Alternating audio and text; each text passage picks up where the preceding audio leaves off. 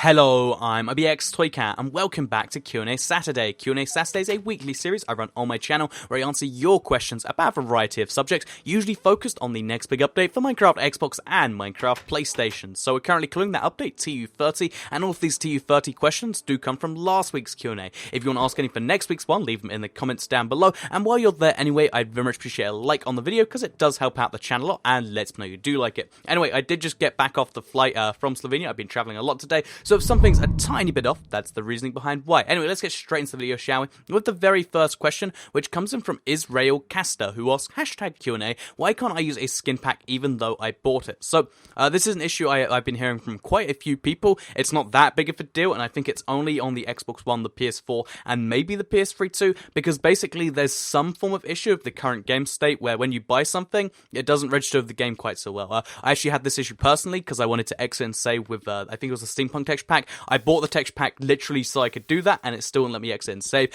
For some reason, the DLC doesn't register quite so well now. I don't know if 4J know about the bug, but either way, basically right now, DLC is a little tricky. I think you just have to restart your stuff to, make skin packs, texture packs, etc. work, and on the 360, I believe everything is still fine. So if you can't use skin packs, texture packs, or mashup packs, just restart everything. Honestly, the solution to so many problems in tech is just to restart your stuff, but honestly, that's what fixed this for me, and that should fix it for you, which is kind of funny. But yeah, that's actually the solution that worked for me. So let's move on to the next question here, which comes in from Darren Wallishin, who asks, why do you have to have host options, which disables achievements and leaderboards? Sorry if you could hear the cat meow.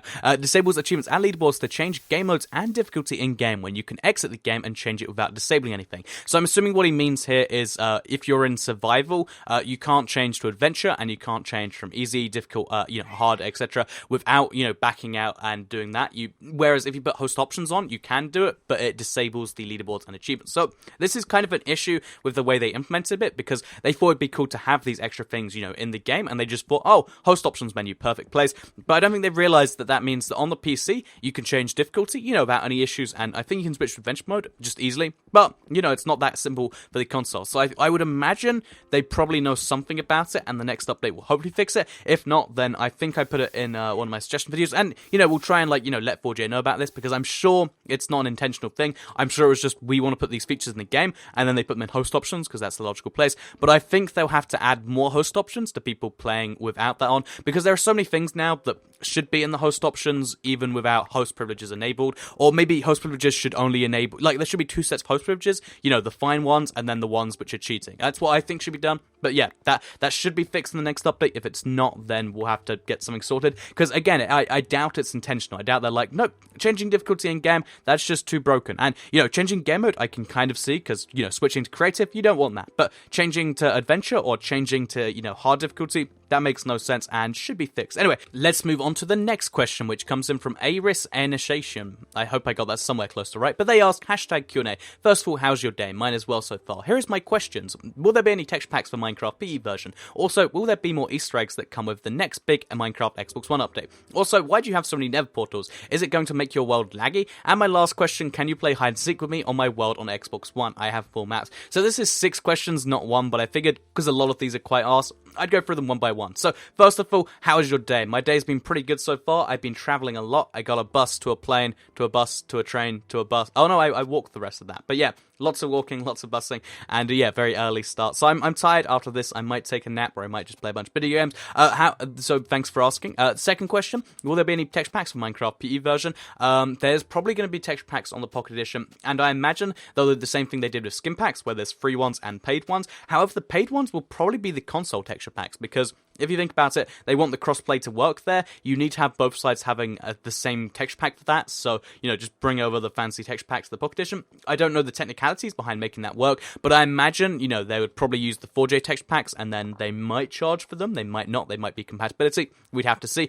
So there would have to be texture packs at some point, presumably. And also, will there be more Easter eggs that come to the next Xbox One update? So, basically, usually there isn't Easter eggs, unless you mean secret features, in which case there always is. But yeah, that's kind of that. They're not necessarily Easter eggs, but always secret features.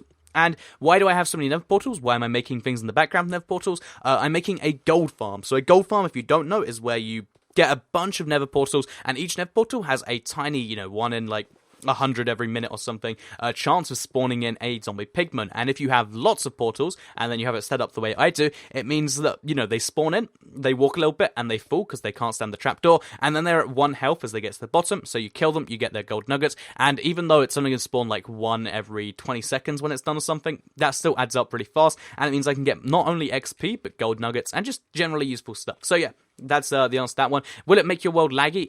Probably not. I've tested one before and it never has. And finally, the 6th question. I don't know why I picked a 6th one, but this, as I said, some of these are asked. Will you play hide and seek with me on my world? So the thing about hide and seek that I think a lot of people need to realize, because I've been seen in several people's videos for it. It's a very tricky game to play with people you don't know, and it's also a very tricky game to play off YouTube. The reason you see YouTube videos and they're entertaining is because you get yourself in that personality mode, and it's not really the game mode that's entertaining, it's the jump scares or whatever that come with it. It's that was scary. So I think going out of my way and do it, like I don't know, like I think if you're going to be playing a game mode, I'm more of a fan of, more PvP-based ones, something with a bit of skill in there.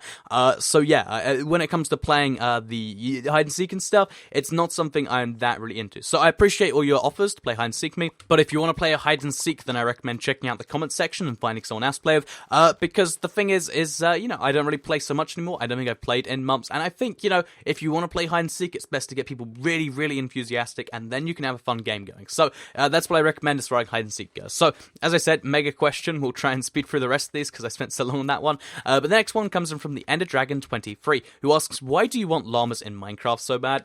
So this is a good question. I mention llamas a lot, and I guess if you haven't seen the like the jokes or the tweets, you might be like, what is Toycat talking about? Why does he want llamas so bad? So basically, way back in the day, when they were first hinting TU19 features, TU25 features, they just be like, the feature, then a wink face. So, stained glass and portals, wink. And one of the things that they hinted, I don't know why, if it was a big company-wide joke or what, but the only people who know about it are the art team, so maybe they snuck onto it. But basically, they just someone asked for llamas, and they said, good idea, wink, which to me signified that, even though it's not a current plan, at some point they wanted llamas. Like, llamas were at least a fun idea, and, llamas as the first console exclusive would be a cool idea. So, I really like llamas because they'd be a really cool console exclusive. I don't think they're actually going to happen. I spoke extensively with the 4J team at Minecon about it, and, it's not a realistic plan, and a lot of them like the idea, but it's probably not going to be happening just too soon, but maybe in the far future.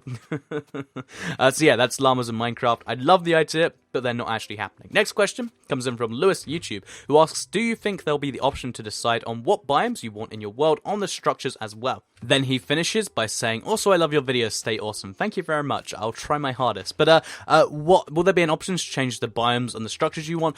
This might seem like one that I'm going to be like, no on, but one of the 1.8 features is to customize your world. And although that's not confirmed to be in this update, because it's one of the trickier ones, I think it probably will be. They haven't really missed that many features before, and customized world would be really, really cool, because it brings with it the potential for a lot of really big things. And one of those, I'll be honest, I haven't played with it that much, I believe, is to change the biomes, change the structure percentages way more than you can currently do with customized superflat. So customized world would be really cool and allow you to do that. So I think there will be, but it's not confirmed, it's just likely. So yeah, that's the answer to your question. Let's move on to the next one, which comes in from Dylan Canavis. Simple question, but a simple answer. Will there be potion arrows? So potion arrows are a 1.9 feature. This update's based on 1.8. 1.9 isn't even going to probably be out by the time it's finished, so no. Potion arrow is not going to be in this update. However, the next update to let's just make up a number 35, the next big update in the first half of next year, that's probably going to be, included with 1.9. So potion arrows will be coming to console, but not in this year and not in this next update. So yeah, let's move on to the next question, which comes in from Visa Orbit, who asks, I am not a PC gamer, and I was wondering what the new PvP system is like. So this is a good question, because a lot of people always mention it, like, oh, PvP is ruined on the PC, and I even combated it last time, but I didn't really explain what is really changed there. So what is new in 1.9 PC combat? So basically, they kind of changed it massively, so that instead of just being a spam fest where you click swords at each other and you hope whoever's the better connection wins, it's kind of a bit more skillful now, because your sword or your whatever weapon has a cooldown time, and during that cooldown time you can attack, but you do massively less damage. So if you want to do max damage on a sword, I think you have to wait a quarter of a second, maybe it's half a second. On an axe, you have to wait a little bit longer, and everything has a little bit of a different cooldown time, and you do less damage while your weapon cools down. So the best way to do the most damage is to get the exact timing right, and to click, click, click, click, and that's how you kill someone, rather than right now where it's like... and you just hope that they die. So yeah, that's kind of good news for me. I think that's a good adjustment. I think in general it just seems like it's more fair. And there's also a bunch of other things. There's going to be potion arrows, for instance, like I mentioned earlier. There's the spectral arrows, so you can see people behind walls. There's a lot of changes to PvP. It's going to be very different, and a lot of people won't like it because it's different. But I think in general the changes are good. I think changing something up is better than leaving something broken. And yeah, a lot of people are going to be upset, but I think it's a good update. So is the new PvP system good? I think so. What is it like? It's very different, but it's something worth trying to get used to, in my opinion. So yeah, when it does come to console, it won't change as much because there's not as much of a combat ecosystem, but it will still change the same things in the same way. So let's move on to the next question here, which comes in from Danielle Burke, who asks, enchanted diamond horse armor. So I can't tell if they're asking this as like a suggestion or if they're asking when will it be coming. So right now on the PC, there is no way to enchant horse armor. Right now, the only way to enchant it is to go into creative on the console and do it that way. And even once you do that, I've tested, it doesn't actually increase the protection on your horse. It's just, a purely cosmetic thing. And the thing about enchanted diamond horse armor is there's not really a purpose for it. Not that many people would use it. I think what could be really cool is if you could enchant the saddle maybe, and then, or maybe you enchant the horse armor, but instead of giving it, more armor, it gives it, more jump. Like you can give it jump boost, or you can give it something like that. I think that could be going somewhere. But yeah, I don't think enchanted diamond horse armor is on the table right now for the PC developers. I think it should be for the combat update, but it hasn't been mentioned and it hasn't been implemented yet. So yeah, that's the answer to your question, Daniel Burke. Let's move on to the next one, which comes in from Sandeman123, who asks, when will you get a haircut? No offense. So this is one I get a lot, because if you haven't seen any of the face cammy videos, I think I have longer than average hair. I think that would be fair to say, right? And I often get comments, like this, and I figured, rather than just ignoring them, it'd be better to address them. So the reason I used to have long hair, and when I mean long hair, I mean like at one point I had it literally down to like, I don't know, past my shoulders maybe when I was in like middle school-ish. But the reason that I keep my hair, I guess, long-ish, like I said, it's not long by comparison, but it's long by comparison to some things, is because of the fact that during school, I'd noticed most people don't care. Most people don't point out your hair, but the people that did are the sort of people, they're called chavs, or they were called chavs. I don't know if that's a word that's still in use these days, but, basically low intelligence people with parents who are also low intelligent that, basically they're not very nice people as well. Like, people you don't want to be friends with, people that don't really have so much going in their lives, they're the sort of guys that get caught trying to stab teachers because, this reason or that reason, that the sort of person you don't want to be friends with and stuff. They're the sort of people that are always taught by their parents, or maybe they picked up themselves, where it's like, oh yeah, your hair has to be this short and it has to have the night tick carved into it, or you're not cool. Oi, what's with the long hair, mate? Or something like that. I'm doing an awful representation. But, basically they're the sort of people that would always comment on my hair, and it'd be like, just because I hate you this much, I'm really, just bending to peer pressure and saying, oh, these guys want my hair to be short. Oh, I guess I'd better just, go do it then, because they said so. Those really cool, intelligent, they're obviously not the best, but, if you're just going to listen to people and bend to peer pressure, that's a bad precedent to set, and it's just a bad thing to do, to just mold every aspect of yourself to what other people tell you to be. So, yeah, pro tip for life, be yourself. A lot of the time, sometimes it's not the best of ideas, but a lot of the time, if being yourself is what you want to do it, to be honest. But yeah, so the second point I want to make here is that if the sort of people that have been raised to comment on people's hair and say, oh, what's with that, go get it cut or something, because every now and then I spot someone like that, it's a really cool way to ward off people I don't want to be friends with. If you're the sort of person that has to tell someone else to change their physical appearance, I don't want to be friends with you. I want you to stay away. So yeah, that's a little pro tip right there. Every now and then I spot someone, I'm like, that's a nice way to avoid you. And yeah, pro tip for life right there. Also, just another little pro tip here is that a lot of women prefer longer hair. When you think about, I won't say the male models or whatever, but the ideal male hairstyle isn't the almost bald head with the night tick shaved in the side. That's actually what men like. And I'm really worried I'm going to go too far on this one, but I hope you got some of a point on there. Yeah, that's the long story behind why my hair is slightly longer than average. Also, at this point, because it's been that long, it's kind of like, it's part of my... It was part of what people recognize me as. Like, I've slowly been making it shorter over the last, I don't know if you noticed over my YouTube, 3 years or whatever I've been doing face cam, it slowly gets shorter because I get it cut slightly shorter each time and then let it grow to the same length. But I don't know, hopefully some of those words make sense. But we have to move on to the next one because I ranted about people for 2 minutes there. And anyway, this last question comes in from Focus. You probably recognize him. He's the moderator and my mob crush and my YouTube live streams. And he also has his own channel. But he says, non-Minecraft question. See anything particularly interesting at EGX? So if you don't know, I went to EGX last week. Wait, was it last week? Yeah, it was last week. I get a lot of weekends confused. It was actually a really cool event. I think the fact that it moved event from it used to be at Earl's Court in London. Now it's in Birmingham. I don't really like the new location quite as much. I got lost and I almost went to a cycling convention because the thing about the NEC, I think it's a new location. It's something like 19 convention halls, and even though EGX used 3 of them, that still means there's 16 other conventions going on that day. And there's like a Day in the Sun convention, there's a biking convention, a lot of conventions, and EGX is at the back. So yeah, that was kind of awkward. It took me a while to actually find the event. But yeah, so anything particularly interesting there? Because there is a bunch of games you get to play before they come out. I played quite a lot, actually. Some pro tips. First of all, there is a new Homefront game. You might have heard of Homefront before, and I don't know what the whole rating on that whole thing is, but basically, the Homefront new game, the version they showed us, and this is the one they want to impress us with, it ran awfully. Like, it really, really hurt to play, because, you know, it's not even running at 30 FPS, it's running at like 23 or something. I don't know why you'd show off a demo that's running that badly, but the concept is kind of cool. It's like an open world campaign, but the execution, it looked bad, and it played bad, and it hurt to play. So, if they improve that, which I don't know why they'd show off the bad version of the convention, but yeah, if they improve that, that'd be good, but otherwise, I was just too in pain to really enjoy too much. Because, you know, you're riding a bike, and you're like, oh, I'm so cool, but the bike's like, and you can see it, and it's not good. But what else did I play? So, Just Cause 3, I really like Just Cause, because it's just destruction and flying around and craziness. Just Cause 3 is going to be pretty cool. I don't know if it's a game I'll pick up at launch. I probably won't pick it up for like a year after, but it's going to be a cool game. If you like your Just Cause 2, you'll like your Just Cause 3.